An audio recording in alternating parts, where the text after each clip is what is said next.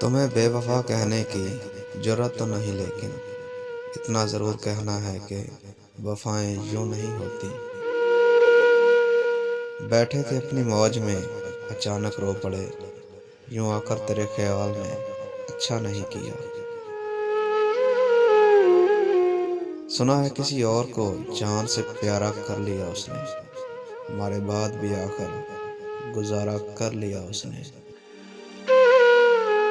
हम तो टूटे हुए दिल को जोड़ने में मशहूर थे, फिर जब अपना दिल टूटा तो हुनर ही भूल गए।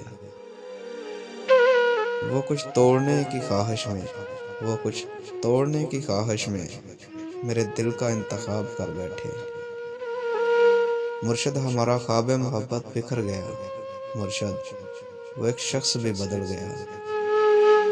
मुस्कुराने से शुरू और रुलाने पे ख़त्म फराज, ये एक जुल्म है जिसे लोग मोहब्बत कहते हैं।